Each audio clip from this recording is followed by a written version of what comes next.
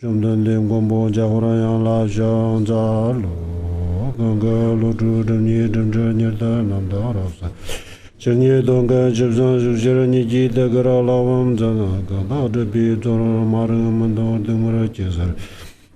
跟拉巴就搭这样老这这样等松，这都是接着呢么呢老呢接着着。马人们在这等我们个今年正在拉着呢，都你到张三金的中原的里早家这头，是照知道这你见证道路们在人家伙那样烂的的，最多呢几斤别了我在这，道路的们把着啥呢？个当就让路多吧，路主不必那我觉得说。je chembo to da ni me ja zon de mo chembo na ja pa ge da ngam zan du jen mo do dong ba de je jiang la xiang za lo。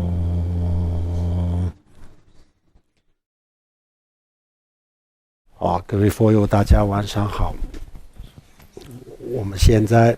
开始讲今天的课啊。首先，请大家发菩提心啊。我们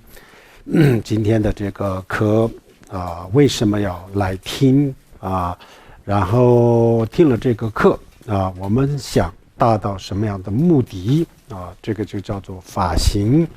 也就是我们学佛的目的，这是非常非常重要的啊。那这个目的是什么呢？就是所有的学大乘佛教的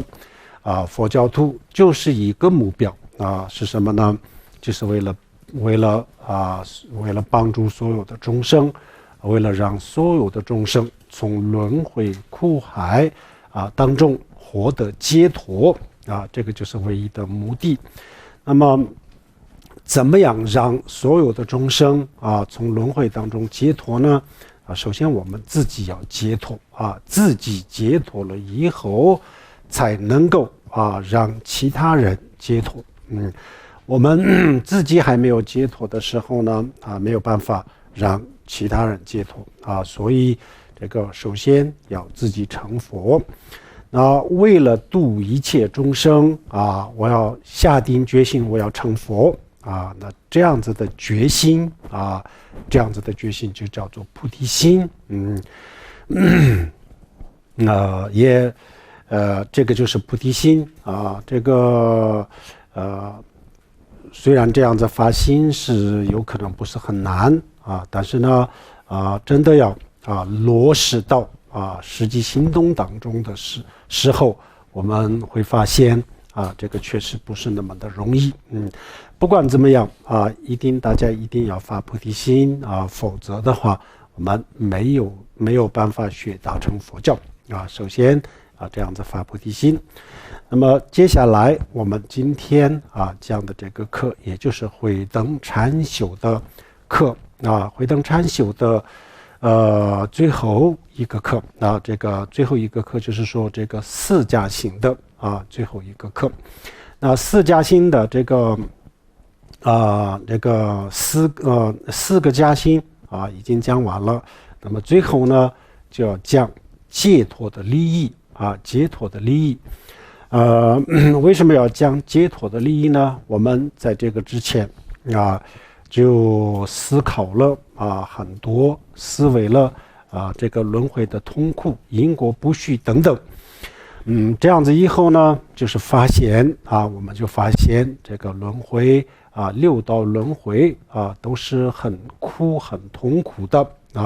然后除了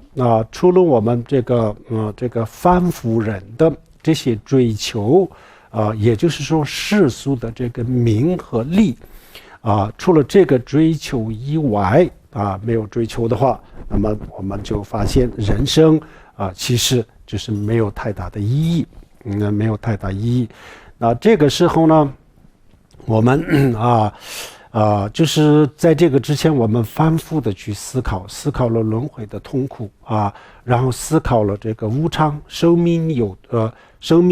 短暂然后呢因果也就是非常的可怕。如果我们做错了一件事情的话，那也有很严重的这个后果。这样子以后呢我们就发现这个人生就是在这个世俗轮回当中就是没有看到一个可以追求的东西就是发现没有太大的意义这样子那这个时候呢我们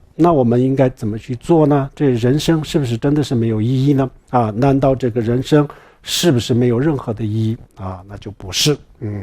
这时候就是要讲这个解脱的利益意思就是说轮回比如说我们在这个六道轮回当中去追逐名和利虽然是没有很大的意义，但是呢我们除了这个追逐自己的名和利以外，还有可以追求更好的东西更好的东西更有这样子以后呢，我们的人生就变得非常的有意义我们的人生就变得非常有价值，非常有意义那这是什么呢？这就是解脱那我们应该去这个追逐解脱这样子。所以呢这个后面就要紧接着就要讲这个解脱的利益这个大圆满的前行里面呢也是这样子，把前面的这个4个加行讲完了以后呢，紧接着就讲这个解脱的利益，这个非常重要了。有些人呢就这个学了轮回的痛苦的时候就想解脱不想继续在这个轮回当中走上解脱道有些人呢就是去思维了这个解脱的利益这样子的时候就发现这个非常有意义所以就是要去寻求这个解脱这样子就走上解脱道每个人的情况可能不一样的有些人呢听到了轮回的痛苦以后就想解脱有些人呢听到了这个解脱的利益它的功德它的好处这样子的时候呢想解脱对每个人情况都不一样那不管怎么样我们这一生当中呢一定要走向解脱，这个是非常的重要除了这一点以外呢这一生当中恐怕我们不会做到什么非常有意义的事情世俗的名和利当下看起来对我们有用有利但是呢走到了最后的时候我们回顾这个自己的一生这样子的时候呢才发现那原来没有任何的这个意义但是我们现在看可能觉得有意义但是走到最后的时候呢这个时候会发现没有任何的意义那么走到最后的时候呢也能够感觉到有意义的是什么那就是解脱道，走向解脱道，这就是非常非常的重要。所以我们这一生当中无论如何要走上解脱道，这是我们这一生当中的这个最需要的最重要的最有意义的其他的所有的世俗的名和利可以有因为我们都是世俗的人，所以呢如果想拥有这些东西也是大家都可以理解的都没问题的，可以拥有可以去追逐但是呢只是实际上它是没有太多的这个意义，但是因为我们的欲望我们就不让我们发现名和利的它的这些弊端就是因为我们的这个欲望一直在我们的心目当中把它美化然后我们去追求，就是这样子所以我们现在就当下我们不去追求这些是有点难，不是很容易但是适当的去追求世俗的名和利这样子的同时也一定要追逐解脱道解脱道，一定要走上解脱道。最后的时候呢，最后的时候，我们所有东西都会离开我们或者是说我们要离开所有的东西，要放弃所有的东西唯一一个可以跟着我们走的，或者是唯一一个我们可以带走的是什么？就是我们的这个像出离心这样子的这个功德这个是我们唯一能够带走的。所以这一点我们是必须要去追求，必须要去追逐其余的就是世俗的名和利我们所有都要放下的话，也没有那么容易但是呢追逐这些世俗的东西的同时，大家就别忘了要追逐这个解脱，一定要走上解脱道，这才是我们的唯一的人生的价值人生的价值。走到最后的时候就我们会发现是这样子。苹果公司的这个斯蒂芬·乔布斯他不是也说了吗？他最后他有那么多的钱，他有那么多的事业上的这个成就但是呢，他最后躺在这个病床上的时候也就发现所有的之前认为是非常了不起的这些东西整个的这个东西那么这个时候呢，觉得没有意义整个的世界就是变得灰色的，没有颜色的。意思就是说，这个时候整个的这些世俗的名和利等等都是没有任何的吸引力没有任何的吸引力，没有任何的价值在这个时候当他躺在这个病床上的时候然后发现这一切都是没有色彩的，没有意义的那个时候就发现了那个时候发现他的传记自传里面都是这样写道不仅仅是他我们所有人都是这样子，所有的人都是这样子。我们辛辛苦苦一辈子就是为了自己的名为了自己的利但是走到最后的时候呢还没有走的时候，就会发现那原来这些是没有什么意义只不过当下我们自己的欲望就把这些东西就是美化然后我们那个时候呢，我们没有发现它的这个吸引力这和命和利的这个吸引力，命和利的这个它的魅力并不是它的实际的魅力，而是我们的欲望创造出来的一个这样子的东西，实际上没有那样子，没有那么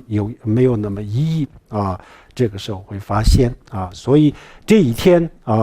我们每一个人都要面对的一定会到来的。什么时候到来我们大家都说不清楚，有一天我们一定会发现一定会发现。但是这个时候我们除了这个追逐名和利以外，没有任何其他东西的话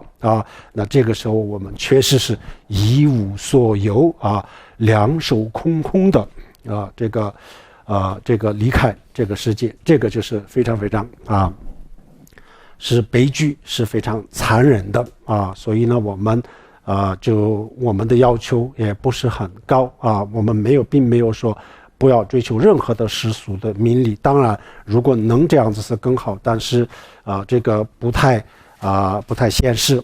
但是呢，同时大家也一定要这个走上解脱道那么走上解脱道怎么样走怎么样走？我们的身体走上解脱道，或者是我们的语言，或者我们的内心，哪一个要走上解脱道身体不是没有办法走上解脱道，我们的语言也没有办法走上解脱道要走上解脱道，那就是我们的意识我们的意识要走上解脱道现在我们在这个轮回当中我们来到这个轮回当中，首先谁把我们拉到这个轮回当中？也不是我们的身体，也不是我们的语言，而是我们的心就是因为我们的心，我们的意识，我们也就在这个轮回当中辗转不息这么长的时间。那现在要脱离，要拜托这个轮回的话，那也就是要我们的这个意识先让它走上解脱道然后我们的身体跟我们的语言就跟着它走上解脱道，是这样子。那怎么样走上解脱道呢？就是需要出离心出离心，出离就这两个是非常的重要我们就是这个花了这么长的时间就是去思考了轮回的痛苦，人生的这个无常，寿命的无常。这样子以后呢，最后觉得任何东西都是没有意义任何东西对任何东西都不感兴趣那这样子的话，那这个是弯路走错路了，这是消极悲观这是不对的。那这个时候呢，我们虽然不太像，至少不太像没有学佛之前那么去追逐这些东西但是呢还有其他的追求，这个并不代表没有追求，没有理想那有什么追求呢就是有另外的更高的这个目标我们可以去追求解脱所以这个时候呢，我们很多人觉得佛教消极悲观但不是，佛教是非常积极的人生的这个态度只不过我们世俗的人，根本不学佛的人的奋斗的方向跟学佛的人的奋斗的方向有点不一样而已但是呢佛教也是非常积极的一个人生的态度，所以这个时候呢非常积极的，非常勇敢，很乐观的去追求这个追逐这个解脱这个之前我们这个通过这么长时间的这个思维，发现人生是痛苦的，轮回是痛苦的但是这个并不是悲观为什么呢？虽然人生目前是很痛苦的但是呢佛教认为这个痛苦是有办法解决完全是可以解决的。解决了以后呢，我们可以得到一个更好的境界完全可以达到更好的境界，更好的果位所以从这个角度来讲是非常乐观的非常乐观。虽然这个轮回很苦但是这个苦是短暂的阶段性的，临时性的，它不是永久的如果学佛修心这样子的话，那么这个所有的这个痛苦都可以断除都可以消除了以后呢，我们能够达到这个彼岸，也就是可以解脱所以佛教是从这个角度来讲是乐观的他对我们的生命的态度是永远都是乐观。佛教认为任何一个人任何一个生命他最后一定会成佛的，他没有一个人永远都不能成佛，所有的生命都是成佛，一定只是时间的早晚而已，所以他是非常乐观的乐观所以我们呢就是要这一次呢，我们无论如何要走上解脱道，这就是我们的这个人生的价值。大家一定要知道我们现在的我们的价值观跟我们走到最后的时候的价值观是不一样的，绝对是不一样的我们现在我们对这个世俗的名和利的这种态度，跟我们走到最后的时候的这个对名和利的态度完全是不一样完全不一样。我们小时候的价值观跟我们现在的价值观也不一样那我们现在的我们的价值观跟我们走到最后的时候的价值观也不一样我们现在认为非常非常重要的东西呢，走到最后的时候，我们觉得不重要啊。就像我们小的时候啊，小孩他非常非常在乎他的玩具长大了以后呢，不会这样子啊。那我们现在我们也就是像小孩一样，我们执着太多太多的东西啊。如果有人说这些东西不重要，那我们立即就会反驳反对但是呢到了最后的时候呢，不需要有人告诉我们，我们自己就知道这个不是很重要那这个时候呢，我们一辈子奋斗都是为了这些东西，那么这些东西都不重要，都没有用了那怎么办如果这个时候没有其他的东西这样子的话，后悔都来不及。所以现在就必须要有这个长远的这个计划长远的计划就是必须要有远见我们昨天也讲过了，佛教给我们的一个最大的帮助是什么呢？在任何一个问题上它让我们学会从很多方面去思考平时我们反复呢就在一个非常狭窄的这个范围当中去思考去看这个问题但是呢佛教就让我们学会全方位的很多方面去思考这样子以后呢，这两个思考的结论是不一样就是这两个思考的结论得到的这个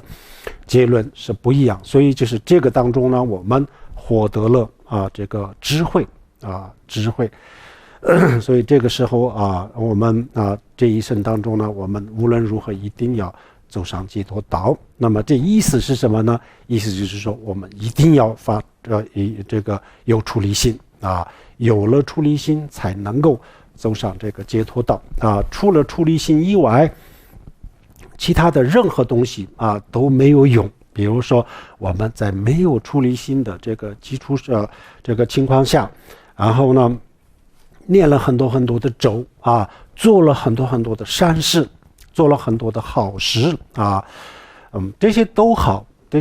但是呢只要缺了一个东西出离心，那么我们的所做的这些所有的包括这个身体的磕头等等还有就是我们这个语言的念咒、心理大作等等，都跟解脱没有任何的关系都是在这个世俗轮回当中让我们拥有一些就是短暂的幸福快乐等等最多就是这样子跟解脱没有任何的关系那要走上解脱道就是要有这个出离心我们这一生当中，我们之前讲过学佛的三个目标是什么？出离心、菩提心、证悟空心这三个我们这一生当中作为一个佛教徒一定要达到这个目标一定要达到那如果这三个我们这三个大家如果觉得要求比较高，那出离心是一定要有的，连出离心都没有，那么我们这一生当中学了很多，修了很多，但是呢我们在这个解脱道上一步都没有走这样子就是没有用的这样子的学佛当然总比不学好，但是呢跟解脱没有任何关系。那么跟解脱没有关系的话，那只有在这个轮回当中还不是跟以前一样就在这个轮回当中，只不过在轮回当中我们造了一些这个善事这样子的话到时候就会有一些好的果报仅此而已。所以这一生我们无论如何要发起出离心，这个大家一定要记住那什么是出离心呢？出离心我们之前也讲过，就是什么东西是出离心，什么东西不是出离心，两个标准衡量的这个标准第一个就是深深的体会到体会到六道轮回的任何一个地方任何一个角落都是各种各样的痛苦各种各样的不顺利。这个我们之前也讲过这个我们并不否定比如说像人和天人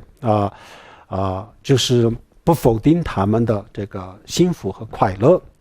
但是他们的幸福和快乐都是短暂的，所以这个可以说这个轮回当中都有这么多的不顺利的事情痛苦的就是这样子深深的体会到然后第二就是因为轮回当中有这么多的不顺心的事情痛苦的事情所以我不想再轮回不想再轮回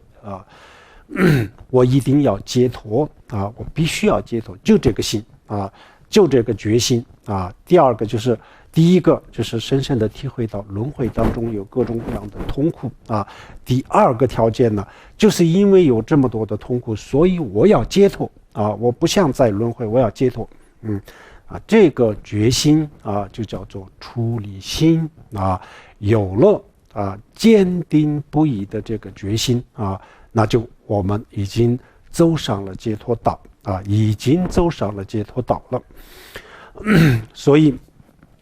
这是这个我们一定要这个修出离心之前我们花了2年的时间去这个修思前心是为了什么它的目的就是为了培养出离心为了培养出离心，所以我们这个时候呢必须要拥有这个出离心，这非常的重要好，这是这个第一这个我们已经讲完了，思前行讲完了。那么今天呢我们讲这个解脱的利益解脱的利益是什么？什么意思呢？解脱首先什么是解脱然后呢这个解脱它有什么好处利益就是它的好处我们解脱了又怎么样呢那这个我们要去了解一下这个比如说像大圆满的前行前行里面呢解脱的利益讲得非常的简单解脱的利益讲得不多但是解脱的利益呢我们必须要去了解这也非常重要，所以我们今天就是准备讲三种解脱三种解脱一个是我们的眼前的解脱，也就是当下的解脱然后第二个呢就是是中途的解脱，中途的意思就是说我们还没有成佛已经上路了，但是还没有到达这个终点站的这个中间的时候也有解脱也有一种解脱，这就是中途的或者是途中的解脱中途的解脱都可以，这是第二第三就是最终极的解脱最终极的解脱，3个解脱。第一个解脱是当下的解脱，是我们的这个修行的过程当中我们每一个人虽然还没有成佛，但是呢当下的解脱是我们可以亲身体会到的一个这样子的解脱这是第一个解脱然后第二个解脱中途的解脱呢就是异地菩萨异地菩萨的解脱，中途的解脱是异地菩萨的解脱，然后最终的解脱就是成佛最终的解脱就是成佛当下的解脱呢就是我们的初学者初学者的解脱，就这样的我们今天给大家介绍3种解脱解脱最终极的解脱就是成佛，或者是这个成就阿罗汉这个我们很多时候不太清楚到底佛的境界是什么样子但没关系我们可以慢慢的去学首先我们要去了解我们现在当下的解脱那当下有解脱吗？我们不大家都是这个初学者吗？初学者怎么可能有解脱呢？有的解脱有很多不同的这个层次啊。首先我们去了解一下我们的当下的解脱，然后呢再看看这个当下的解脱的利益啊，当下的解脱的功德，或者是当下的解脱的好处啊，然后我们以此类推啊，然后这个中途的解脱，然后最终的解脱啊，我们都会最后都会了解的啊。首先第一个啊，当下的解脱是什么呢？我们的意识啊，谁要解脱？真正要解脱的啊，不是我们的身体啊，肉体，然后呢，也不是我们的这个语言啊，这个语言和这个身体不是要解脱，而是要解脱我们的意识啊，就是我们的心要得解脱，我们的内心啊解脱了，然后身体和语言啊自然啊也就解脱了。那我们的这个心啊，我们的这个意识啊，现在它为什么没有解脱呢？就是因为两个东西被我们的心呢，就是被两个东西绑架了束缚在这个轮回当中啊，不让它解脱啊，控制了，有两个东西把我们的意识就控制住了，所以它不自由不自在啊，所以它就不能发挥它的潜能啊，我们每一个人的这个意识它有无穷的这个力量潜能，但是呢，就是因为两个东西啊，就是把它控制住了以后呢，它没有办法释放出它的潜能啊，它没有办法这个解脱。这两个是什么啊？第一个就是无明啊，物质愚昧啊，物质或者是愚昧啊，用佛教的话来讲就是无明啊，无明物质，就是因为我们不了解这个世界，不了解我们自己的本质，所以就犯了很多很多的这个错误产生了很多很多的烦恼，然后因为这个烦恼去造了很多很多的业，因为造了业，然后就要经历很多很多的这个痛苦那这一切的源头呢就是这个愚昧物质这是第一个这个第一个是无知无明然后第二个就是自私就是因为这两个就这两个东西呢就把我们的心就是控制住了那现在我们要解脱，要当下要解脱的话那就是首先我们去消灭就这两个一个就是自私，另外一个就是这个愚昧无知或者这个无明。我们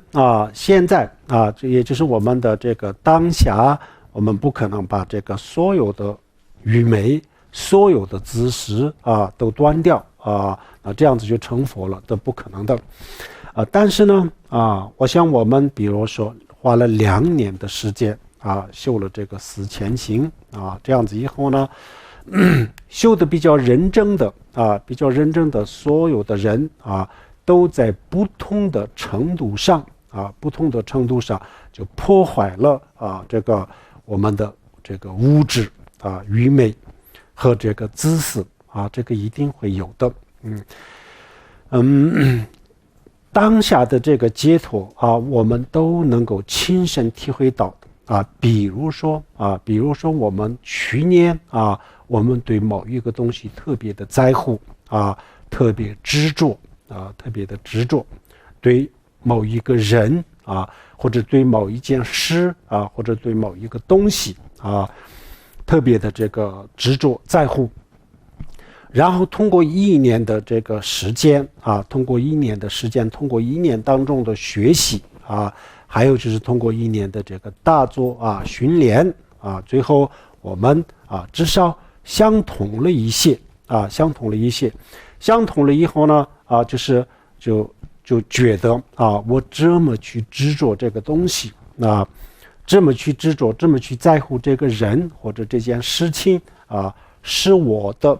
愚昧无知实际上是没有必要或者是不应该我这个就是不对的。这样子相同了以后呢，虽然没有把全部的这个执着都断掉，但是呢，至少在这个问题上已经想明白了想明白了以后呢，就是花了1年的时间那今年跟去年就是有一个很大的不一样不一样是什么呢？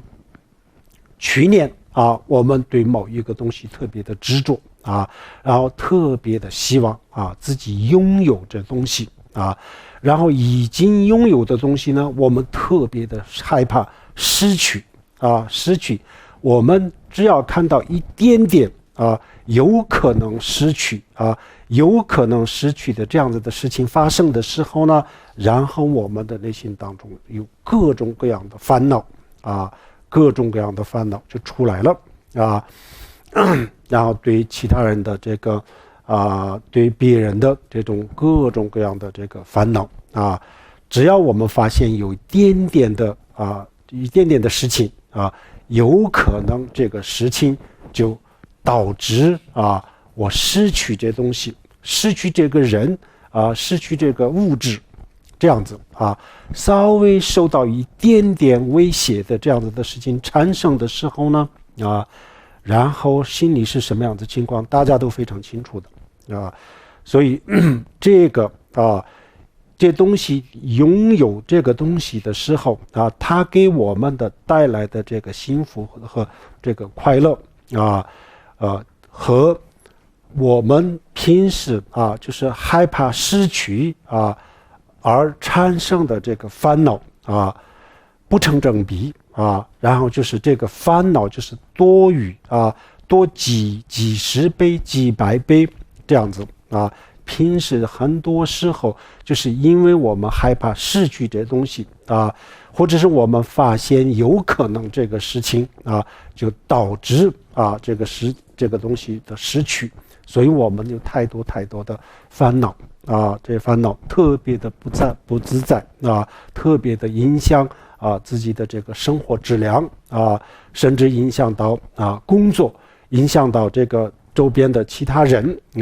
影响到自己的身体等等，这样子很苦恼然后通过一年的时间那今年呢跟去年是一个很大的不一样。今年我没有那么的在乎这东西没有那么在乎的时候呢然后希望拥有占有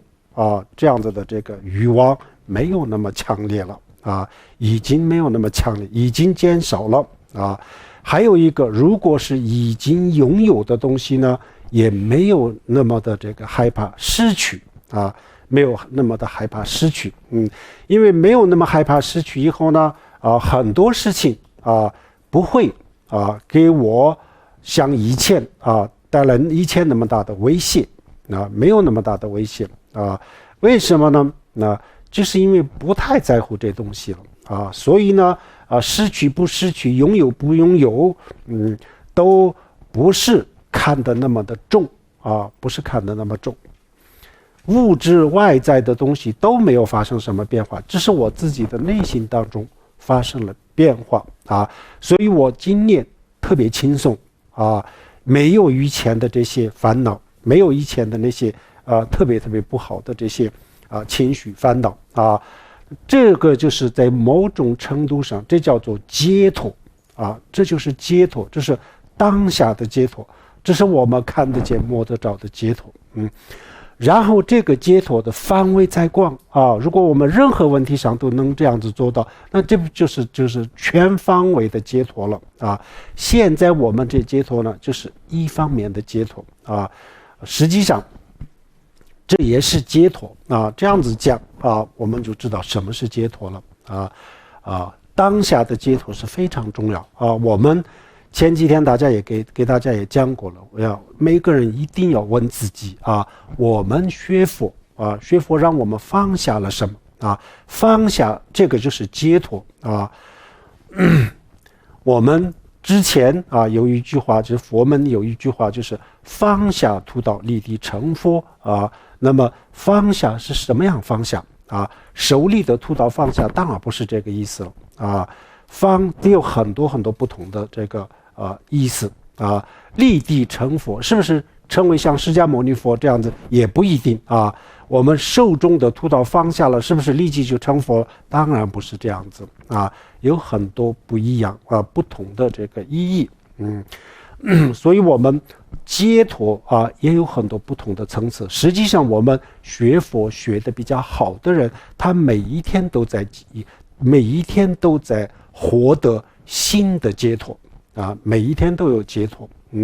然后这些解脱累积起来了以后呢，最后呢就是获得了这个这个中途的解脱，义谛菩萨的解脱。然后呢，义谛菩萨的解脱，然后再往上修啊，那么最后就是获得最终极的解脱，就是佛的解脱。所以我们这样子理解啊，这是当下的解脱啊，当下解脱。那我们现在看看当下的解脱有什么利益啊，有什么好处呢？那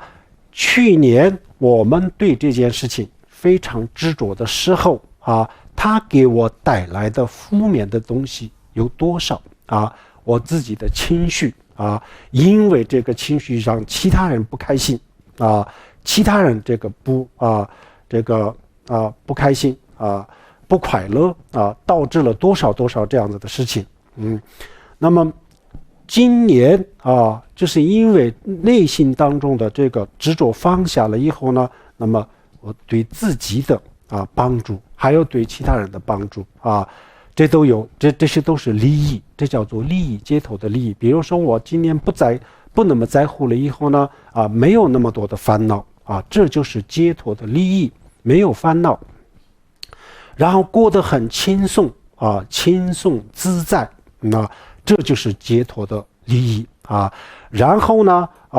因为我内心当中没有那么的这个执着，所以也不会太多的去斤斤计较，还有等等傲慢或者是嫉妒等等还有仇恨抱怨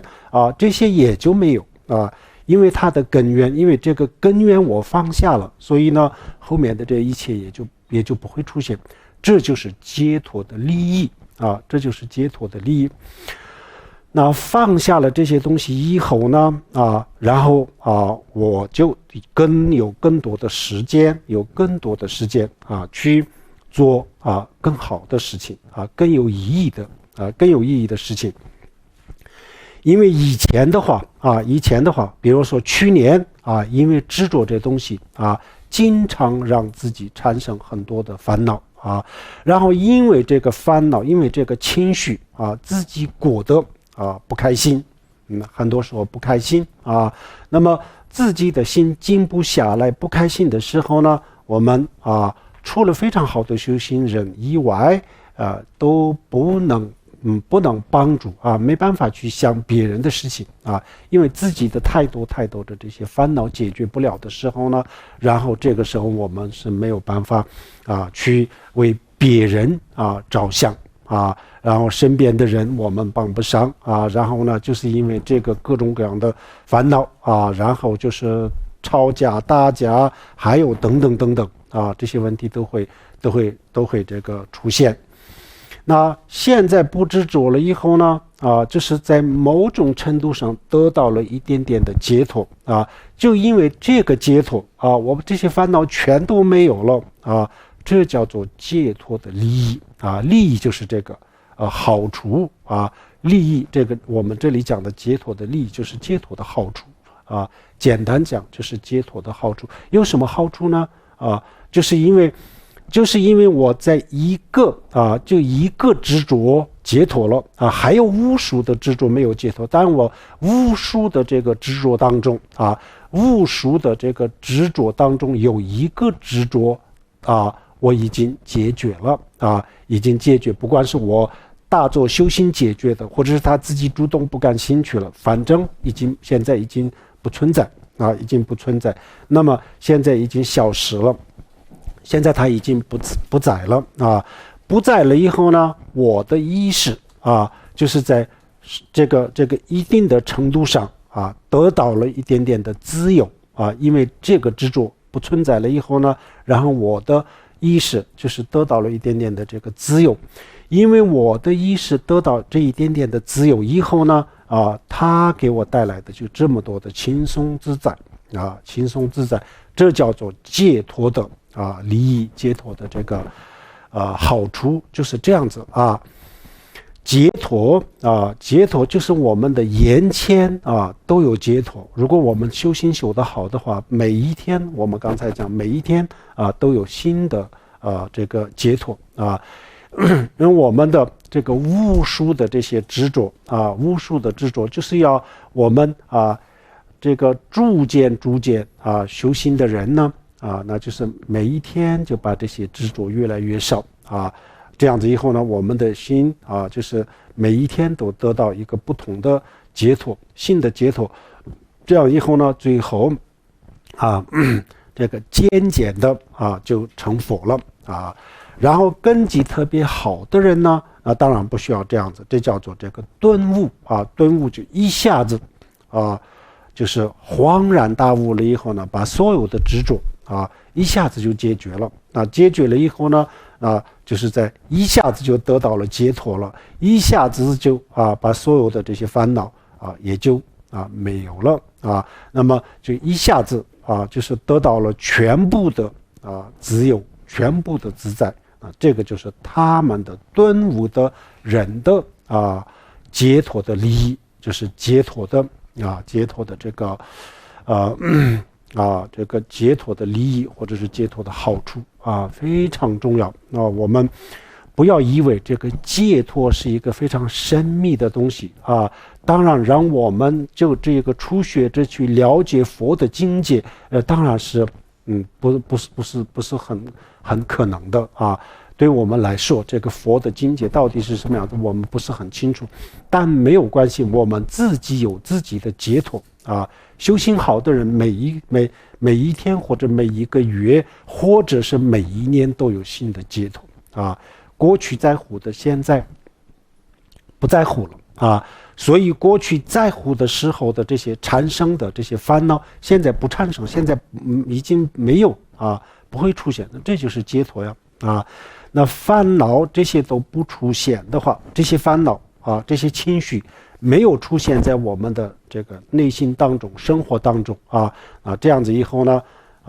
它就不会让我们活得这么辛苦这么累都不会的。所以这个就是眼前的解脱眼前的解脱一定是非常非常重要。我们现在更加的重要的是还不是佛的解脱最终的解脱，最终的解脱我们可以作为一个目标作为一个目标，但现在是不可能实现现在要实现的就是眼前的解脱这个很重要，大家一定要去思考，学了佛以后你们有没有得到解脱每一个人都去思考一下有没有得到解脱没有得到解脱，什么都没有那就我们学佛就是要重新思考就哪一个环节出了问题，是闻不到位，思不到位，修不到位哪个地方出了问题这个要重新去思考。如果闻思修都做得很到位这样子的话，那一定会有一定会去好好想想，一定会有一些解脱至少会有一些解脱，这肯定是有的有一些解脱的话，那也一定会有一些得到了一些利益得到了一些解脱的利益，这是肯定的。所以我们现在要这个最终的解脱我们作为我们的奋斗的这个目标但是现在我们实实在在去做的这个能去实现的还不是佛的国位，佛的这个国位虽然是我们的长远的目标，但是现在实现不了现在能够实现的可以实现的就是当下的解脱，眼前的解脱啊。所以我们现在一定要享受当下的解脱的利益眼前的解脱的利益这个我们先去享受去了解当下的解脱是什么当下我解脱了以后我就是无数个执着当中就一个执着解决了，在一个执着当中获得了解脱，那么这个获得这么一个很小很小的这个解脱给我带来的利益给我带来的利益是什么这样去思考了以后呢，我们就明白什么是这个最得到了最终极的这个解脱的时候是什么样子，我们很清楚了这样子以后呢，我们也自然就知道了我们该不该去追逐这样子的解脱这个时候我们把这个世俗的名和利，或者是吃喝玩乐最世俗最庸俗的这种生活的享受给我们带来的快乐，跟我们在这些烦恼当中获得一点解脱的，从这个当中得到的这个利益得到的这个利益或者是得到的好处，这两个对比的时候，然后我们会发现应该追逐的是哪一个哪一个有价值是哪一个，没有价值是哪一个这样子以后呢，我们自然就会去追逐这个解脱所以我觉得要了解这个解脱的利益是非常非常非常重要有些人是需要了解轮回的痛苦，这样子以后他就想解脱有些人呢就要去了解解脱的这个利益，这样子以后呢，他就同样也可以这个追逐解脱，走上解脱的道都是这样子。比如说他觉得这个轮回特别特别的痛苦所以他不像轮回要解脱，这也就是出离心了另外一个人呢，他觉得这个解脱是非常有意义的所以他要去追求所以他要去走这条路这样子的话，他同样也就有了出离心两个的这个结论都是一样思维的方式有点不一样，侧重点有点不一样，一个是主要去思考这个轮回的痛苦，另外一个呢主要去思考这个解脱的利益但是最后的这个结论都是一样，两个人最终就下决心要解脱走上解脱道，这样子的话这个最终的这个结论结果都是一样的，所以我们要多思考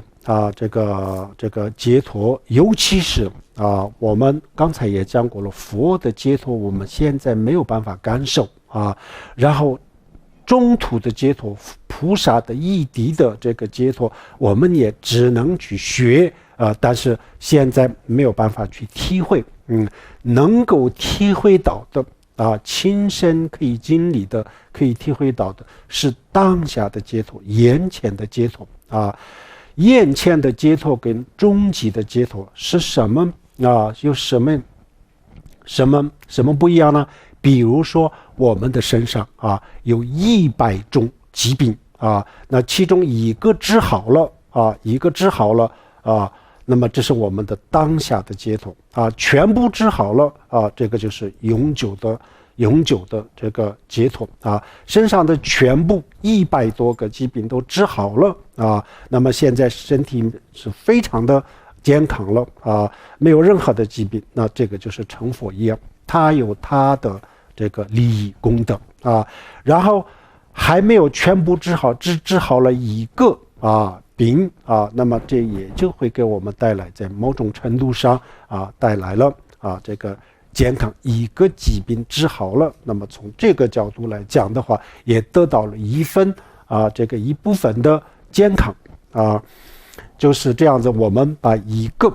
这个问题就是烦恼解决了，我们就得到了一部分的解脱，全部的烦恼解决了，然后就得到了这个永久的终极的解脱，这样子这个当中我们现在要去体会，要去感受当下的解脱的利益啊，这个才是最重要了。然后我们今天讲的啊比较简单啊，然后大家去思考。还有一个呢，比如说自私啊，自私自利啊，现代人啊就是最严重的一个问题啊。那么因为我们太自私了，太这个功利主义这样子以后呢，然后我们对这个很多问题这种对很多问题的这种看法是有问题的而且这个问题很严重都是特别的自私自利的眼光去看一切都好的东西都想自己拥有然后这样子的以后呢，就发生了这个激烈的竞争然后就后续的各种各样的烦恼或者是痛苦都产生了。那这个时候呢，如果我们能够放下一点点这个自私这样子的话，那减少了一点有一种，比如说我们的内心当中有无数个成千上万个自私的这个各种各样的不同的自私，其中一个自私当中我们拜托了以后呢，然后呢，我们从这个角度，我们更加的懂得关心其他的人关爱其他的人，然后关爱关心或者是慈悲其他人的这个慈悲心当中，我们能够感受到的自己能够感受到的这个回报这个回报不是我们去求的回报，自然发生的这个回报比如说我们去以慈悲心去布施，然后布施的时候，我们就看到了这个我们的布施帮助到了需要帮助的人从中我们获得的这种这个幸福感成就感这个幸福感和成就感，然后让我们特别的快乐特别快乐。佛这个大乘佛经里面也就讲过很多次，比如说我们的这个整个这个世界上的所有的这个物质财富拥有一个人去享受这种物质享受给他带来的幸福和快乐还不如整个比如说他所有拥有的东西去布施这个当中他能够得到的这个幸福和快乐不如这个幸福快乐，就是这样子这是凡是有慈悲心的人凡是有慈悲心的人都一定会感受得到。比如说我们大家都没有吃东西或者是没有水喝，我有一瓶水我自己喝了，他有可能后悔一辈子那么当下我把这些东西或者比如说分享给大家，或者是我自己一口都不喝全部给这个做这种做法给我带来的这个满足感成就感让我幸福一辈子就是这样子。所以这个自己这个拥有和这个付出给予的最终给我们带来的这个幸福感是不一样的。所以我们这个自私当中解脱了这么一点点放下了一点点，然后把这个给予了，然后呢就这个给予给我们带来的满足感和幸福感，这个就是这个解脱的利益这解脱的利益。所以我们任何一个这个物质愚昧物质当中解脱也有利益然后自私自利当中解脱也同样也就有这个利益。所以我们如果修心上稍微用功的话我们每一天都可以享受解脱给我们带来的这个利益解脱给我们带来的利益，这是现实生活当中每一天都可以感受得到，任何一个随时随地都可以感受得到，这就是解脱的利益然后我们发现解脱有这么大的利益，这样子以后呢，然后我们就知道了，发现了它的价值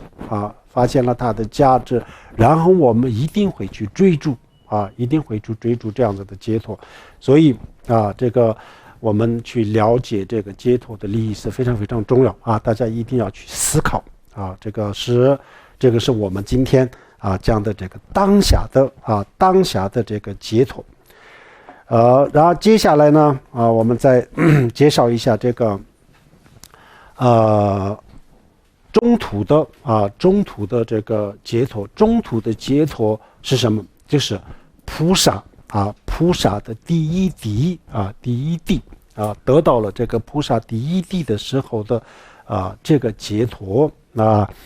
虽然还没有成佛一地菩萨离成佛还有一定的这个距离，还没有成佛，但没关系。如果只要我们能够得到能够达到这个一地菩萨的境界一地菩萨的境界，那就有我们可以去享受很大很大的这个解脱的利益。从此以后呢，我们的所有的烦恼所有的痛苦就基本上都消失了。所以我们还没有成佛之前所有的修行人他从一开始修行到最后修成功就是成佛之前我们随时随地都感受到解脱的利益。我们每一天都有解脱每一年都有解脱，然后都可以感受到这些解脱当下的解脱我再重复一遍，大家一定要思考当下的解脱有没有如果我们没有当下的解脱，当下我们根本没有什么解脱，那么这样子的话，那我们不可能有最终的解脱当下没有解脱，也没有我们没有这个眼前的解脱，没有获得眼前的解脱，那就不可能有这个中途的解脱。中途的解脱没有，用最终的解脱不可能有的所以现在我们这个学佛的过程当中大家一定要时时刻刻都要观察我有没有得到解脱很多人会说这个我现在不需要这样子观察，当然没有得到，我又没有得到阿罗汉，又没有得到这个佛的果位，我怎么有解脱呢？那不对的，这个是不对的这个我们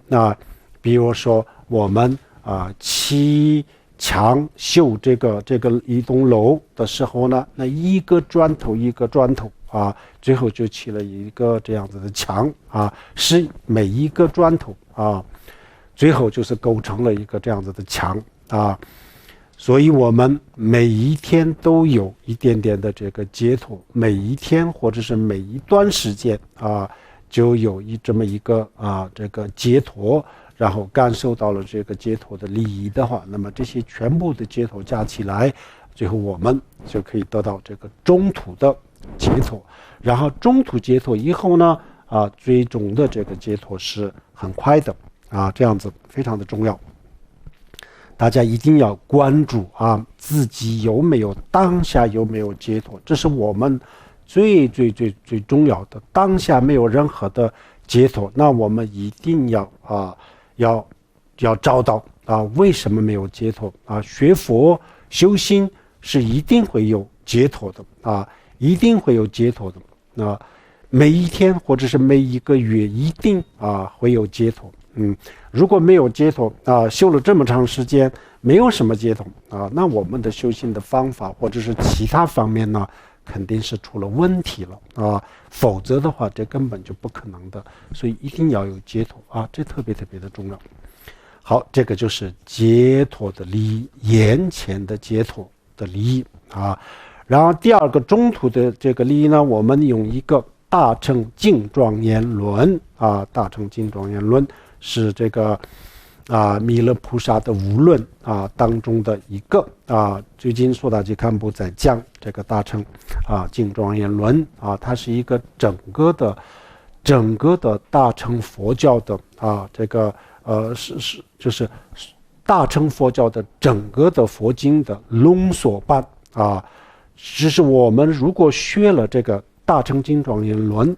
等于就是学了所有的大乘佛教的佛经啊，是这样子。那这里面呢就讲到这个大乘佛教的这个修行人的一个解脱的利益啊，他讲的是这个义谛菩萨的解脱的利益啊，就用这有4句话，我们用这个来给大家介绍啊，这个中途的这个解脱啊，它的利益。大乘经庄严论讲啊，观法入之还啊，然后就是观生入愿啊，这什么意思呢？观法就是万事万物啊，万事万物，然后观啊就是了解到啊，就是知道啊万事万物，入之还就是说知道了万事万物都是入还入蒙啊，这样子。因为大乘这个义谛菩萨，他在这个义谛菩萨获得义谛菩萨的这个定禅定当中非常非常清楚的感受到了这个空心，感受到了空心无我，或者是我们的每一个人的心的本心如来藏特别特别清晰的清楚的感受到感受到了以后呢，他从这个禅定当中出来了以后呢，回到这个现实生活的时候然后他就特别的清楚万事万物原来就是入还入蒙的入还入蒙。所以呢，观法入之还，智还就是说还还就像魔术魔术如果我们不知道这个是魔术的时候呢，那我们对这东西同样也会有执着的，也会有执着比如说一个魔术师他变出来的一个平时我们比较喜欢的东西变出来了以后呢，如果我不知道这个是魔术师变出来的，那我们对这东西呢同样也有执着但是知道了这个是魔术师变出来了以后呢，知道了以后呢，那我们对这东西呢没有执着所以就是说入之幻知道了这个是幻觉魔术一样。这是义谛菩萨的第一个他非常清楚的知道了万事万物都是入还入蒙。所以呢，第二句话就是说观生入缘观生是什么意思？生就是投生投生他一生又一生这样子投生因为义谛菩萨呢他还没有成佛，他需要投生但是呢他对这个投生的这种态度是什么呢？观生，观就是态度这个时候他对这个投生的态度是什么呢入缘，缘是什么？缘就是花园花园这个像我们现在的公园花园过去很多的这些像国王他都有这个非常非常漂亮的这个花园比如说我从这个花园出去，然后又进入到另外一个花园，或者是我从这个公园出去，然后又进入另外一个公园一样那他们对这个投生是丝毫没有这个恐惧而且他特别特别的喜欢。这就是大乘和小乘的不一样。小乘佛教的阿罗汉或者是其他的这个修行人，他们特别的害怕投生特别害怕投生。他认为只要投生这轮回就是痛苦的，所以他们对这个投生是特别的反感他根本不愿意投生但是大乘佛教的这个义谛菩萨他不但对这个投生没有反感没有恐惧，而且他特别的喜欢投生就是从一个花园出来，然后再进入另外一个花园另外一个公园我们把这个公园里面看完了以后，玩完了以后呢，然后再进入另外一个公园去玩一样，他就这么喜欢为什么他这么喜欢呢菩萨还没有到一地的时候我们自从发了菩提心，发了世俗菩提心，我们都变成了菩萨了但是还没有证悟一地这个之间我们以什么样的东西投生呢是以业力投生，是业力投生我们过去造的业会投生，比如说意识有意识的投身到人间或者是投身到这个天人或者其他地方不管投生到什么地方这都是这个投生的这个主要的力量是业力都是业力但是有菩提心的人，他不会投身到这个恶鬼地狱这样子的他不会但是是业力然后到了一地一地和二地菩萨一地菩萨和二地菩萨，它是以什么东西什么力量投生呢？就是愿力愿力，它不是业力是愿力愿力是什么呢？它就发愿有什么地方可以度众生它就投身到什么地方这样子以后呢，它的投生实际上是去度众生，是去帮助众生因为它投生不是业力如果是业力的话，那就是业力让我们投身到什么地方就投身到什么地方，没有选择的机会了然后一地菩萨他就可以自由的选择那他会选什么样的地方呢？他不会选这些世俗人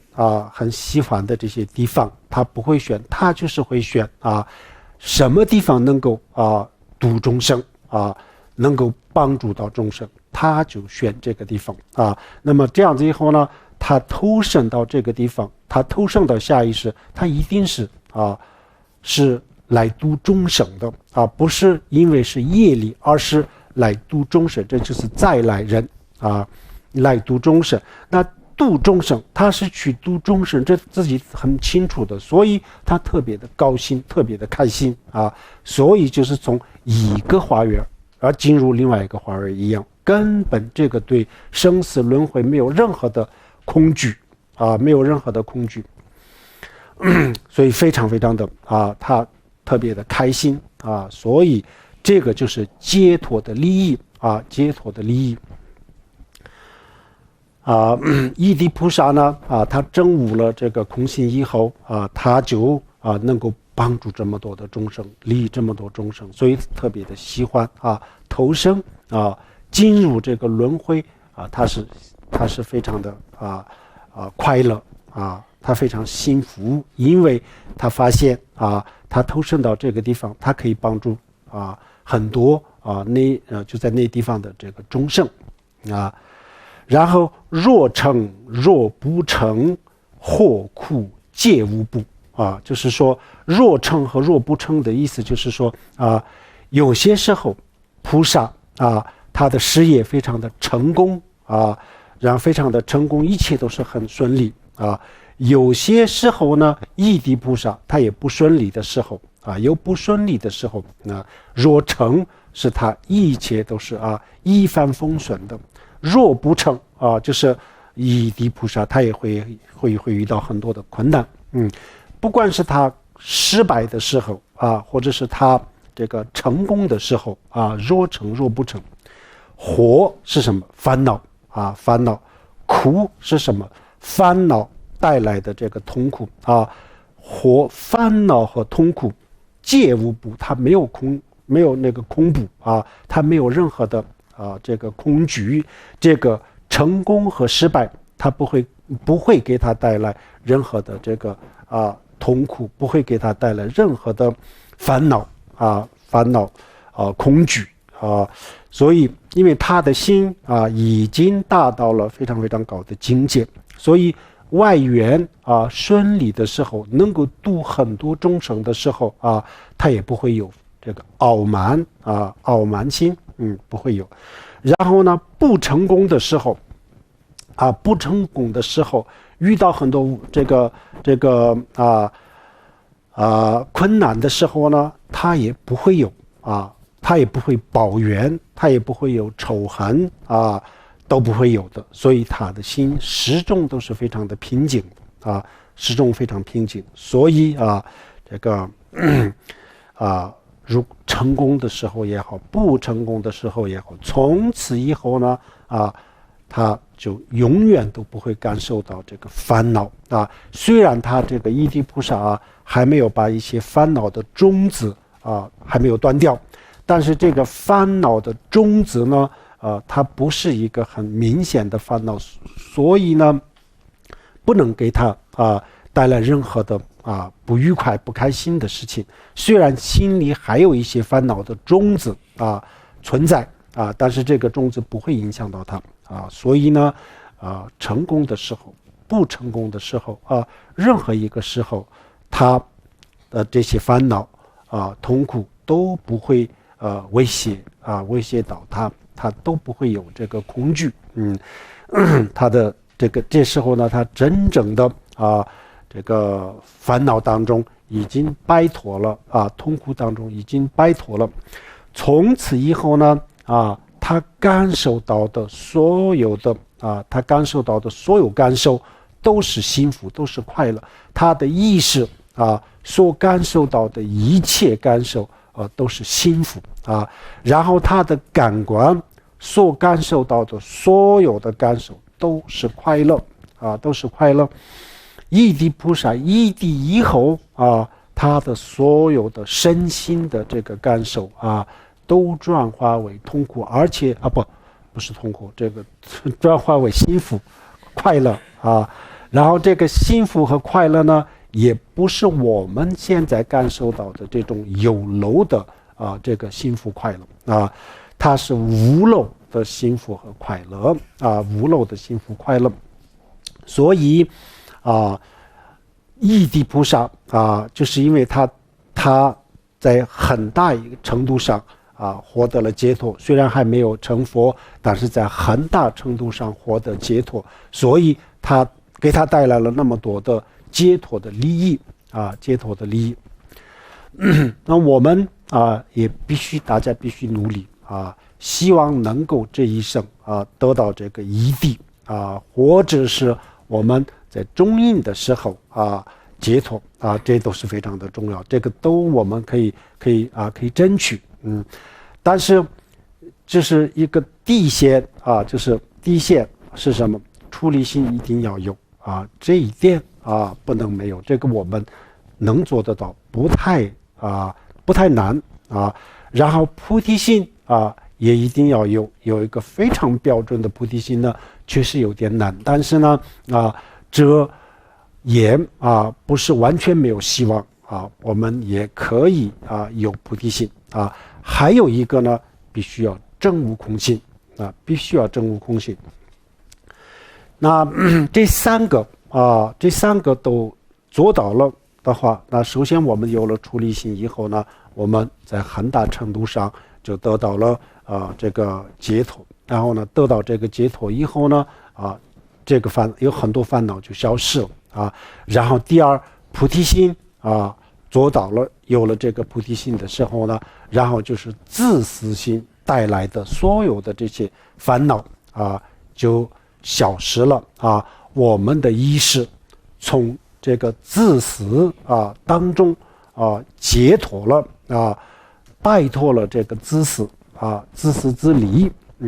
摆脱了自私自利以后呢，然后我们的心在很大的程度上就获得了这个解脱那这个解脱它的利益是什么呢？就是因为自私带来的所有的烦恼就不存在，这就是它的利益然后证悟了空性证悟空性呢有很多不同的层次有些证悟空性虽然是证悟了，但是因为证悟的这个层次不高所以在现实生活当中不一定有很明显的改变但是也是真悟。然后真悟的层次稍微高一点，或者是一开始的时候我们真悟的层次不高但是后来就是通过修心我们把这个真悟的境界提升了一定的这个时候呢，然后这个真悟一定在现实生活当中发挥作用发挥什么样的作用呢？这个时候呢，不仅仅是一个自私自利这个时候呢，我们对任何东西的这种执着对善对恶对外面的对自己的这些执着都这个消除了这个时候呢，这些执着给我们带来的这个烦恼是非常非常的多非常多，这些烦恼都这个时候就不会再出现这就是它的利益，这就是这种解脱的利益所以我们要实修实修才会有这些变化不实修，没有实修的话，那我们说的再好再好听再漂亮，那么最后的时候呢这解脱得不到解脱，第一个就是得不到眼前的解脱然后就得不到中途的解脱，最后当然也就得不到最终的这个解脱。所以我们刚才也讲过了，反复的强调目前对我们每一个人来说最关键的最重要的就是眼前的解脱大家一定要去观察我们有没有得到眼前的解脱眼前的解脱不是一个解脱，有很多不同的解脱有很多不同的解脱，比如说我们从自私自利当中获得了解脱或者是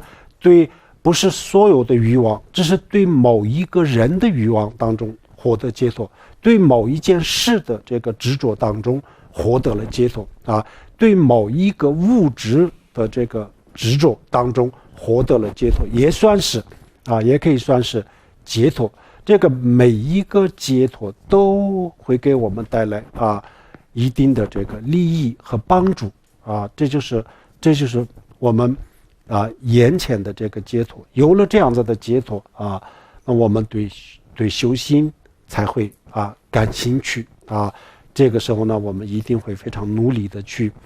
修的这个是这个中途的解脱。我觉得这个中途的解脱我们可以去学习，可以去了解，但不是很重要反正离我们还有一定的这个距离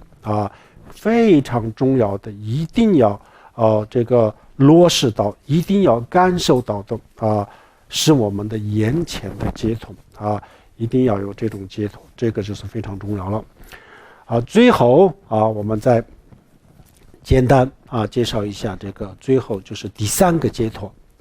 第三个解脱呢就是佛的果位佛的果位简单说一下佛的果位，因为佛它到底是一个什么样的这个境界，我们一句话两句话是说不清楚的，所以我们要去学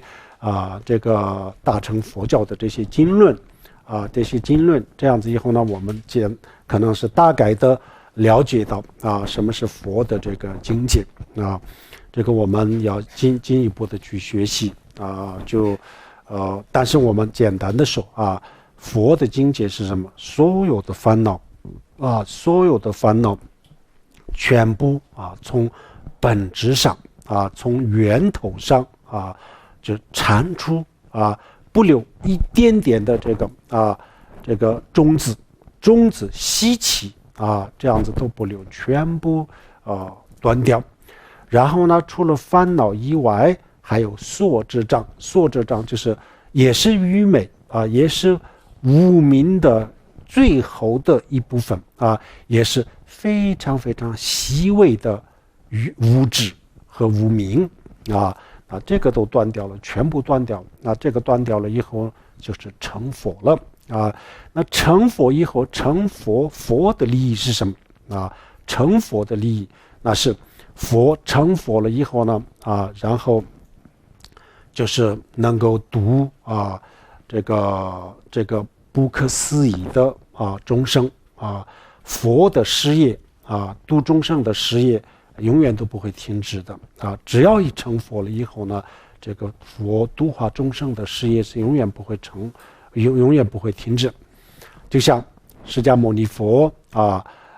度众生40多年，然后圆寂了我们表面上看佛圆寂了，不存在了但是佛只是换一个不同的方式再出现而已以佛陀的当时的这种形象以这种形象来度众生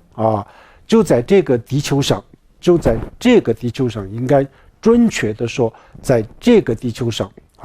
以当时的释迦牟尼佛这样子的这个身份来度众生的这个时间，暂时就告一个段落所以呢，他就换另外一个形式来度众生。这是一个度众生的一个不同的形式结束了但是佛度化众生的事业是没有结束的佛就是以各种各样的方式在度众生，而且这个度众生的这个花样是非常非常多，不可思议的所以佛在这个宇宙这个天下任何一个地方都有佛的事业。凡是有生命的地方就会有佛的事业生命就是在这个宇宙是没有边际的无边无际的，宇宙是没有是无边无际的所以众生这个只要有宇宙这东西存在，那么这个上面呢有不同的生命有些是我们可以看得见的，有些是我们的这个感官是看不见的，但是呢存在这样子的生命所以就是有这个宇宙就有生命有生命就有佛的这个事业佛度化众生的事业。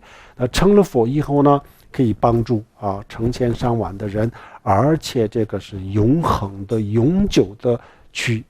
利益众生可以度化无数的众生，这就是最后的这个解脱的利益那我们从3个方面去思考一个是当下的解脱的利益第二个是这个中途的解脱的利益，第3个是这个最终的解脱的利益从3个方面去这个思考的时候呢，然后我们发现有必要去这个追逐解脱因为解脱的话，它有那么多的好处，有那么多的利益所以我们应该去追逐这个时候呢，我们就有一个我一定要追求这个解脱，我一定要走上这个道有这样子的决心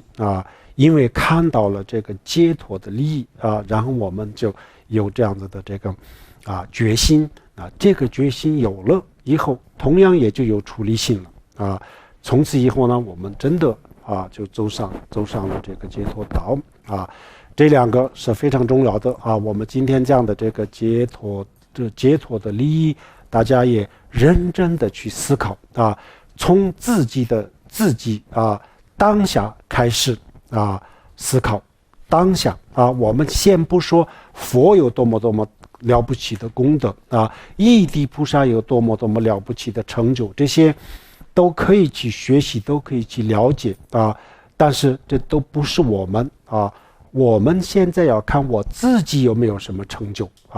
我们学佛也就是至少也就这么一段时间了这一段时间当中，我得到了什么解脱这个解脱的利益是什么要去思考这样子思考的时候呢，我们每一个就是去这个比较认真的去闻思修心，尤其是修心的人，一定会已经得到了一些解脱一些解脱，但是我们自己没有发现，我们认为解脱就是要不就成佛，要不就阿罗汉，其他都不叫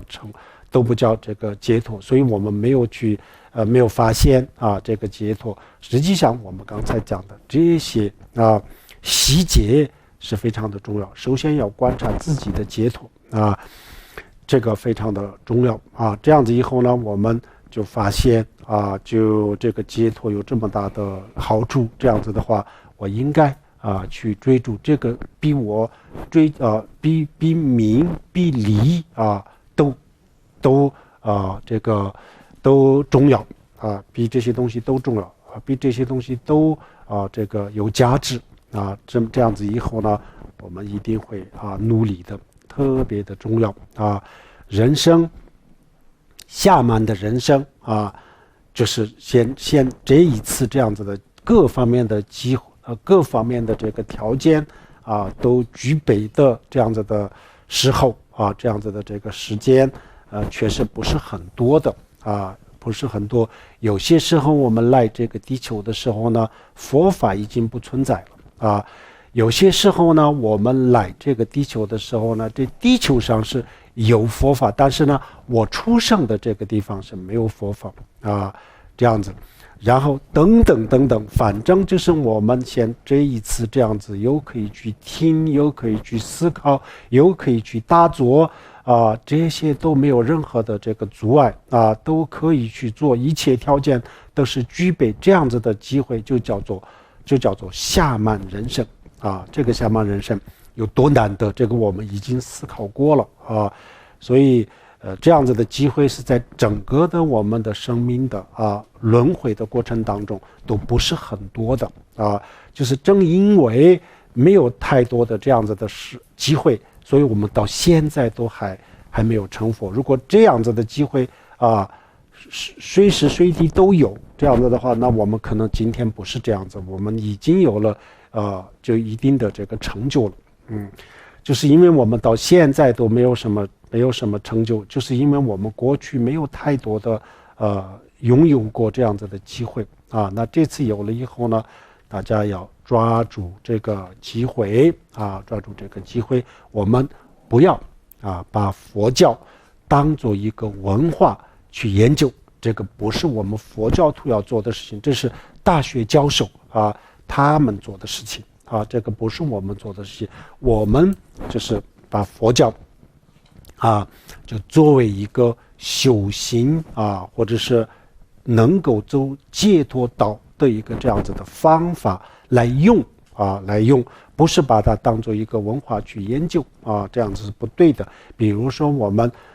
这个像这么一本佛教的书我们去研究去学习这样子的话，那最终我们不修的话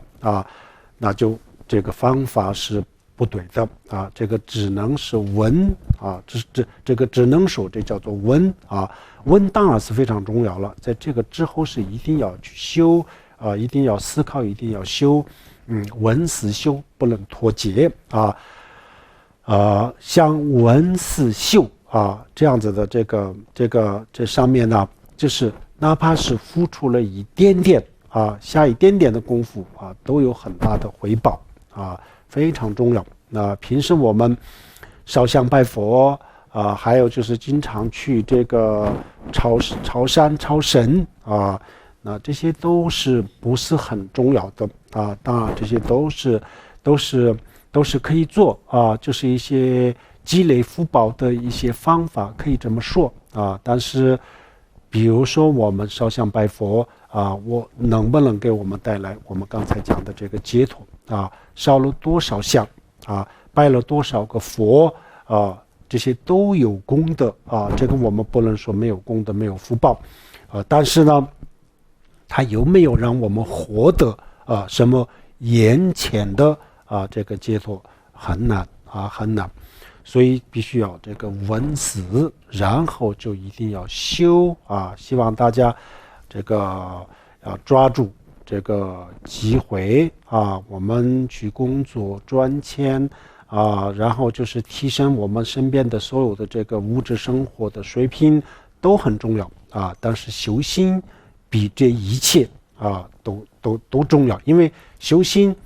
是长远的利益，这些我们比如说发财挣钱，这些是这就是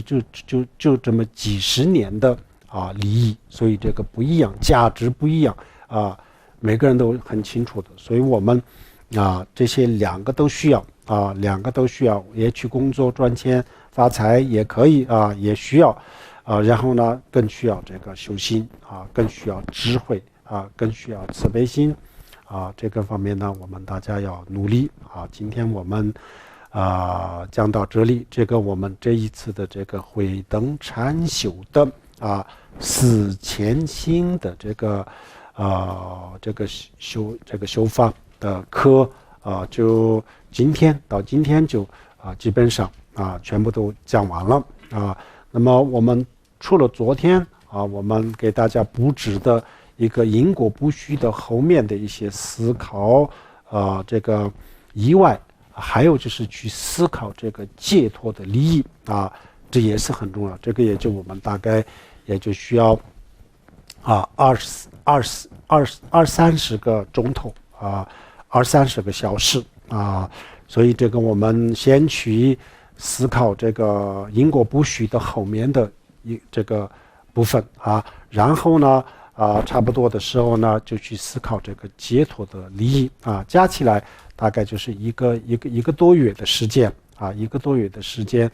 大家1个多月2个月左右吧这样子的时间当中去思考然后下一次我们开始讲这个无家心的时候呢这个时候大家一定要把这个出离心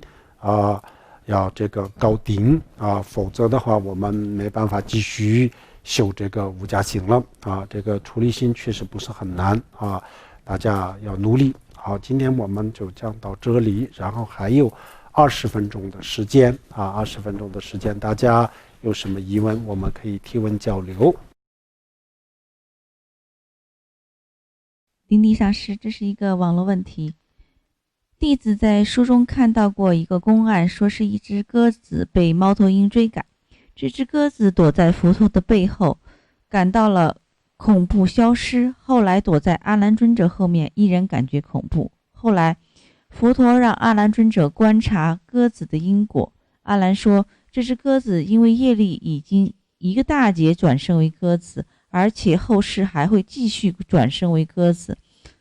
弟子看到这个公案时就想，佛教中也有打卦呀，或者其他方式来看来世。假设现在可以看到来世，那我们修行的善因或善果，或恶因会改变来世吗？如果能改变，那么他们怎么又看到来世了？如果不能改变，那我们这个善因或恶因又是什么时候果报了？当然，我非常期望得以解脱，脱离轮回之苦。这个问题就是很多人也问，应该他的这个问题应该是说，比如说未来如果有一个确定的未来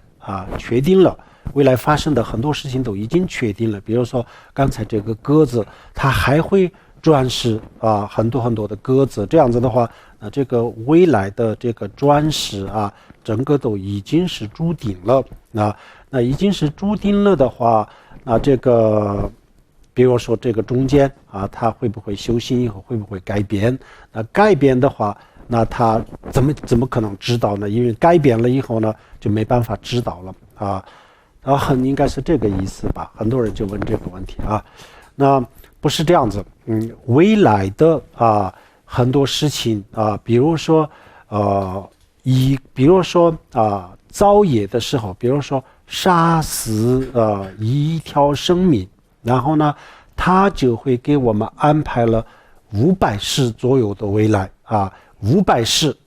是你就是因为这个杀生的原因，然后就是要会投身到什么样的地方500世但500世之间的这个投身的地方或者是投身的这个方法呢，已经确定了，就是因为这个业力把这个都确定了。但是500世以后的是什么样子呢？还没有确定，还不知道那这个时候那500世以后它会发生什么样的情况？或者是说这个500世虽然刚才这个杀生，然后就确定了500个这个来世但是他会不会在这个过程当中忏悔？如果忏悔的话呢，那也就不会是500世，是不可能是500世都是鸽子或者其他的因为他有忏悔了。那这样子变化的话，那佛怎么知道这个变化？它是不是这个问题我想应该是这个问题那可以这么说，未来的很多未来的东西呢都是不确定的。但是呢，刚才我们讲的，比如说一段时间当中的当中发生的事情是确定的是一定的但是这一段时间当中呢，也有可能去忏悔。如果忏悔的话呢，那也就会发生这个变化那最后就是变来变去，不管变化有多少次，最后有一个结论，最后会变成这样子最后会变成那样子那这个佛就会知道这个结果它最后变化是什么样子，最后变成什么样子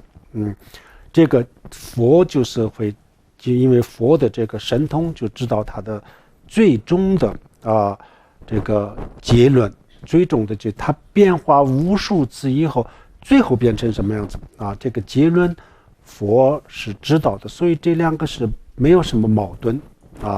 我想很多人问问题是，一个是佛如果不确定的话，那佛怎么知道如果确定的话，那这个忏悔这不就是没有用了吗？它可能是这样子的意思。忏悔有用又会变化的但是这个所有的变化的过程无论变成什么样子，这个变化最后佛也知道佛会知道，就是这样子。应该是他的这个问题应该是这样子吧。这是一个现场的问题。楞严经中，佛罗大尊者问佛：清净本然，云何呼声山河大地？佛曰：觉明为救。上师，我一直不理解，人类是从何而出生的？万千世界从何而来？既说因果，那最开始的因是善还是恶？又为何有我们的不同业力的人呢？我们很多人非常喜欢问这个最源头的时候是什么样子的呢？其实是这个最源头的这个跟我们不会有任何的这个直接的影响因为我们从这个离最源头已经这么长时间的轮回，已经经历了这么长时间的这个轮回。但是大家可能好奇很多人都问这个问题那刚才楞严经当中讲的一样，它本身是清净的善和大地或者是人类或者其他的众生，它的本质是平等比如说现在的这个物理学量子力学当中，在某一种层面上都是能量我们所有的人男女老少，还有就是建筑物，还有就很多东西，我们的这个成分都是没有什么不一样的，都是能量都是平等的，都是能量人、建筑物，还有所有的这些物质水、风火，所有这些物质都是平等的能量就是能量，在这个能量的层面上没有任何的变化了但是这些能量最后呢，它就这个密度很高到一定的时候呢，然后它就会变成粒子然后很多的粒子最后就是电子分子，最后就变成了这些物质。到了这个最后变成了这些物质的时候呢，然后才开始有不一样，有很多的分别男女老少，人的身体，建筑物有很多的变化，但是它在能量的层面上是没有什么变化的同样的佛经讲啊，从这个佛心如来藏啊，或者是从这个空心啊这个层面讲的话，那么所有人啊，所有的众生，这个山河大地，这一切啊都是平等的啊，所以呢，这叫做在佛教里面，这个就叫做大平等啊，大平等就是没有任何的不一样，都是一样啊。从空性的角度来讲，都是平等，然后从佛性的角度来讲，也是平等。但是不平等是什么时候开始不平等了呢？啊，就是我们刚才讲的，比如说能量啊，能量的这个密度啊，就一定的程度的时候，然后就立即就这个能量就变成了一个粒子，然后这些粒子啊变成了物质一样，然后我们的这个佛心如来藏啊，或者是这个空心啊，空心的另一面。这个我们也讲过很多次，就是缘起啊，一个银币的两面一样，这个空心啊的另一面是缘起，然后这个缘起呢啊，最后就会产生这个缘起，就让我们看到啊，或者是让这个世界就变成各种各样的这个不一样的世界，然后人类啊、地狱等等。那刚才问到了，这什么东西啊，让他们变成这么多的不一样呢？那是他们的这个业力啊，业力。然后，那么第一次出来，第一个出现我们的这个意识的时候呢，还没有造什么业啊，没有造任何的业，还没有来得及造业。那这个时候为什么变成这样不一样呢？这时候还没有造业啊，最源头的这个最细微的东西呢，它实际上不是世界，它就是一个光啊。我们的这个如来藏当中呢，产生一种不同的光，然后对这个光就产生了细微的执着啊。这个细微的执着就像能量一样啊，这个细微的执着，然后再发展了以后呢，然后就形成了不一样的世界。然后在不一样的世界当中造业，然后就越来越发展到今天的地步啊。这个如果大家想学的话呢，简单的回答是我们在这个佛教的五种起源说啊，慧灯之光里面呢，简单的这个回答了啊，还有一些细节啊，要知道的话，那我们以后可以去学大圆满大圆满的这个，比如说像七宝藏七宝藏这样子的这个大圆满当中呢，就这个过程就是描述的比较清楚的那就到时候可以去学简单说是这样子。线上问题，顶礼上师，成佛以后，所有的分别念都已经断除，是否是已经没有佛与众生的区别了？那么在佛的境界中，他还会度众生吗？他还有度众生的念头升起吗？因为这个度众生的念头也是分别念啊，如果没有升起这个念头，为什么他还会度众生呢？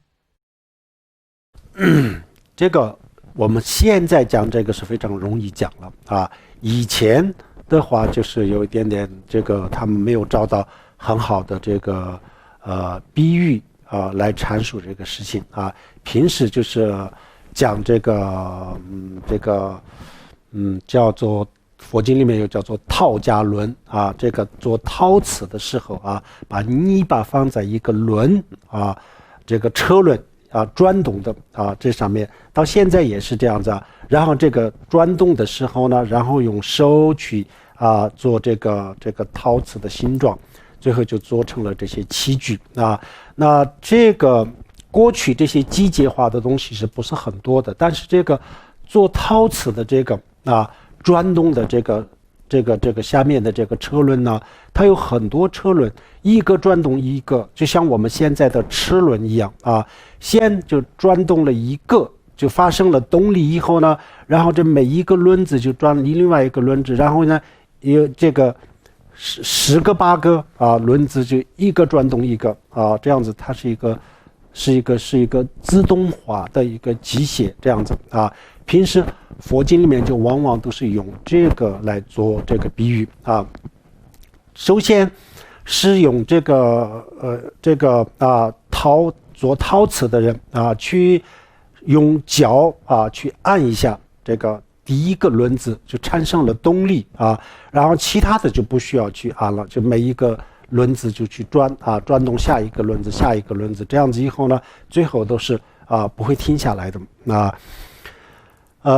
就像佛度化众生就是这样子，到了8地的时候就开始就没有这个分别念了10地的时候呢，彻底的没有这个分别念，佛不会去考虑我应该去帮助谁呀，我应该去度谁呀，他完全是不会有这样子的这个念头，都不会有的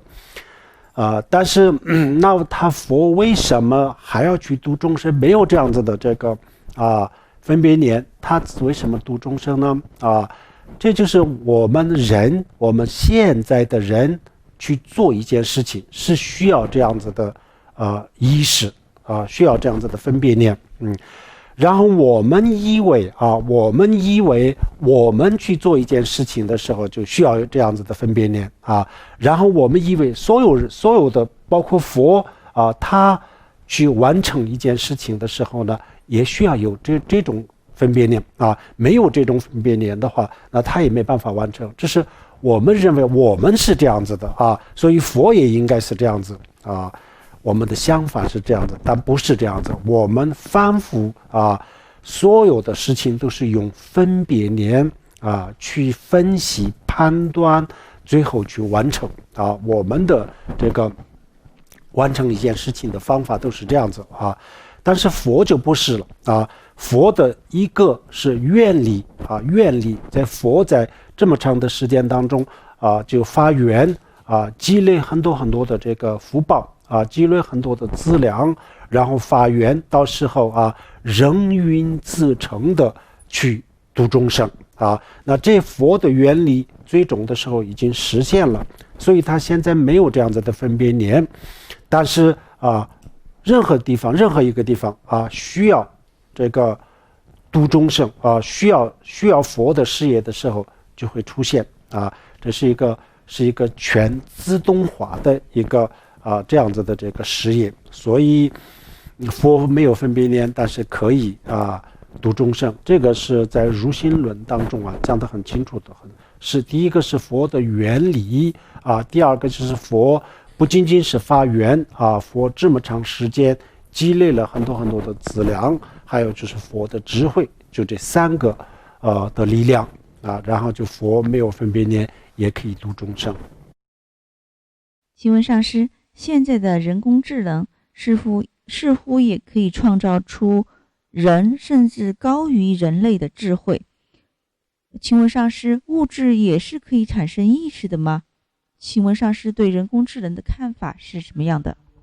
这个是很多人的非常关注的事情尤其是西方很多科学家，他们希望他们的计算机产生意识就像我们人的大脑一样去运作，但是到目前为止，就是人工智能的这个技术呢，已经达到很高的这个水平了但是任何一个这个人工智能到目前为止是没有意识的，意识是等于是零没有任何的意识，这是有意识的人去把这个程序做好，然后让它去运作而已，他自己是不会思考的那未来会不会有？我想这个不太可能，但是未来如果人工智能如果能够做到跟人的身体跟人的大脑一模一样的话，那也许是可以的，但是目前的这个人工智能的这个任何一个最高境界的最高水平的人工智能，它一点点的这个意识的成分都没有，到目前没有，然后呢也没有任何的这个也没有任何的这个事情就是有可能未来的这个人工智能有产生意识都没有这样子的目前的这个人工智能的这都没有了，其他的以后的就我们不太清楚了那人工智能有什么看法呢？人工智能就让我们很多人会失业的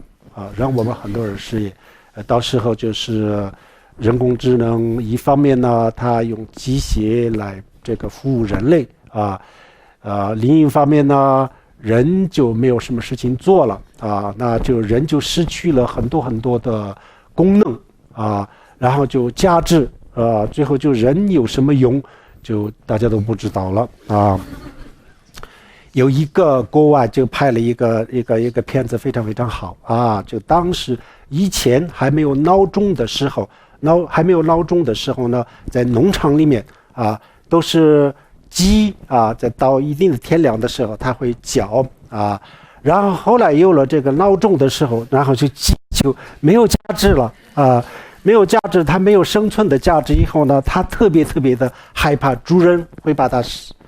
吃了特别的这个害怕，这样子人现在是有一点点生存的这个价值了到时候全部都变成了这个人工智能，那就人类的意识生存的价值是什么都不好说了现在就已经是那个西方的这个有些非常顶尖的一些公司他们原来这个很大的办公这个楼里面全部是人，那现在就只剩下了这么几十个人了，那以前全部都不要了，这全部都是以这个智能化以后就是那么人都下岗了，那么这样子以后呢，人工智能还有很多潜在的隐患说不清楚的最后一个问题，网络问题，请问上师，弟子在修人生难得的时候，思维盲归的比喻，确实得到人生几乎不可能，但是在思维轮回过患的时候，思维往昔无量劫以来，弟子做人的时候，因为痛苦流的眼泪连4大海都装不下，这个时候在脑海里面和前面的人生难得有了一些矛盾，一方面想人生几乎得不到，一方面轮回中得到的人生又无法计算，请上师开示大德中如何解决这个思维的矛盾。这两个不矛盾的人生难得是暇满的人生然后流泪流成海洋这样子的那个人呢，他不是暇满，他只是一个人生而已，他不是暇满人生所以这两个不矛盾的感恩上师开示。好，我们大家一起回想Sonum de Tamja Zurbani, Domini Pidran, Bashi, Kirgana Jivalon, Japa, Jibin Zolin, Joa, Joa, Homa, Hom, Banzer, Pamas, Homa, Hom, Banzer, Pamas, Om Ahum Bajrangara Bama Sada